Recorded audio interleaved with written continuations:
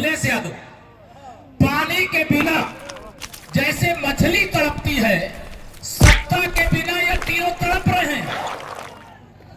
लेकिन मैं इनको कहना चाहता हूं, अभी तो 2047 तक न तो श्री राहुल गांधी को प्रधानमंत्री पद मिलने वाला है, न श्री तेजस्वी यादव जी को मुख्यमंत्री का पद मिलने वाला है। और मैं यूपी के लिए भी बता दे रहा हूं, न यूपी में श्री अखिलेश यादव को मुख्यमंत्री का पद मिलने वाला है। 2014 में लोकसभा चुनाव से यूपी के अंदर हमारी विजय यात्रा शुरू हुई।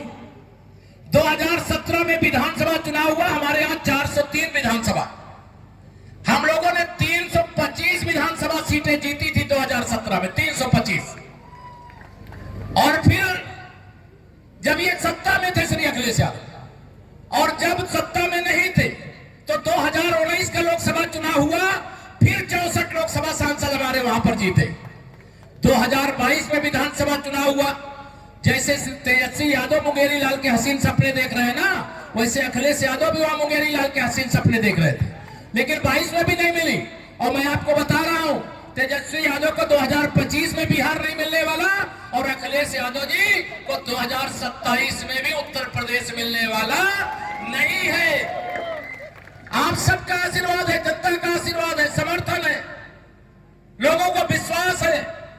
बिहार में आकर के मैंने बहुत कुछ निकट से जाना। ये जंगल राज लाने वाले श्री लालू प्रसाद यादव जी के गैंग के सरगनाओं में से यहां का शहाबुद्दीन नाम का अपराधी, तो कम में उसे आतंकवादी ज्यादा कहता। तो ये सारे लोग अगर ये जीत जाए और तेजस्वी यादव मुख्यमंत्री बन जाए, तो ये यहाँ जो आपके यहाँ एक नया ओस्मा पैदा हुआ है, ये क्या बनेगा? अपहरण का उद्योग चलाने वाला, बम कट्टा और अवैध असलहों की फैक्ट्री लगाने वाला, लोगों की जमीनों पर कब्जा करने वाला। क्या आप ऐसा होने दोगे क्या? मैं आप सब लोगों से यहाँ कह करके जा रहा हूं, मेरे बहुत सारे लोग, जितने लोग अंदर हैं उसे दुगना तिगना लोग बाहर चारों तरफ खड़े हैं। डरने की जरूरत नहीं है। उत्तर प्रदेश में भी बहुत डरते थे, बिहार में भी बहुत डरते थे 2005 तक, लेकिन आप लोगों ने जब श्री नीतीश कुमार जी के हाथ में बिहार को सौंपा तो यहाँ सुशासन आया, यहाँ विकास हुआ, यहाँ गुंडागर्दी खत्म हुई, यहाँ अपराध करने वालों को जेल में ठूस दिया गया। या तो वो जेल में या बिहार छोड़ के गए हैं, या तो वो जहां जाना था वहां भेज दिए गए। आप सब लोगों को मालूम है। मैं आप सबसे आज ये चुनाव, विधानसभा का ऐतिहासिक चुनाव, बिहार विधानसभा चुनाव में पूरे देश की, दुनिया की नजर है। बिहार की धरती पवित्र धरती है, और इस पवित्र धरती से आप सबसे अपील करने आया हूं, 6 तारीख को आप जब तीर का बटन दबाओगे तो ये समझ लेना, केवल श्री नीतीश कुमार जी को मुख्यमंत्री नहीं बनाओगे, भारत को मजबूत करोगे, माननीय नरेंद्र मोदी जी के हाथों को मजबूत करने का काम करोगे। ये ध्यान रखो। ये बौखलाए हुए विरोधी, उनको लग रहा है ये गरीबों के लिए काम क्यों करते हैं, ये किसानों के लिए काम क्यों करते हैं, नौजवानों के लिए काम क्यों करते हैं, महिलाओं के खाते में 10-10 हजार रुपया क्यों भेजते हैं।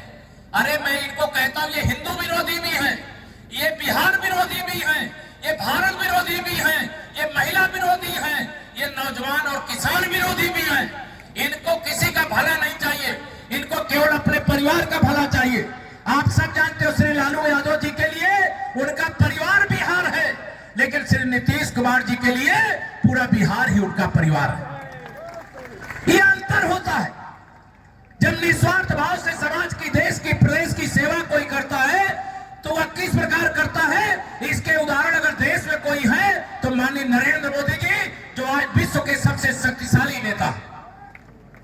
और बिहार के अंदर देखना है तो आदरणीय श्री नीतीश कुमार जी को देख लो, जो बिहार के हर जन के मन में एक सम्मानजनक स्थान जिनको मिला हुआ है। मैं भी बहुत प्रभावित हूं।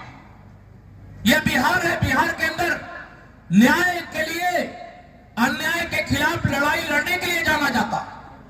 इस बिहार की धरती से जब आपातकाल लगाया गया, उस समय श्री लालू प्रसाद यादव जी तो लोकनायक जयप्रकाश नारायण जी के साथ थे, लेकिन सत्ता में पहुंचने के बाद उन्होंने क्या किया? बिहार को बर्बाद कर दिया, गड्ढा युक्त सड़कें देने का काम किया, बिजली को गायब कर दिया, रोजगार को छीन लिया, युवाओं को अपराधी बना दिया, पलायन के लिए विवश किया। आप बताइए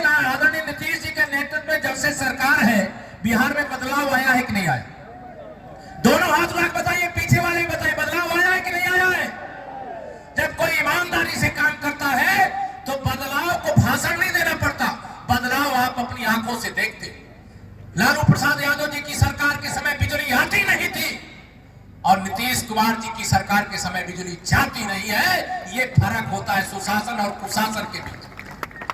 भ्रष्टाचार करने वाले ईमानदारी की बात करते हैं,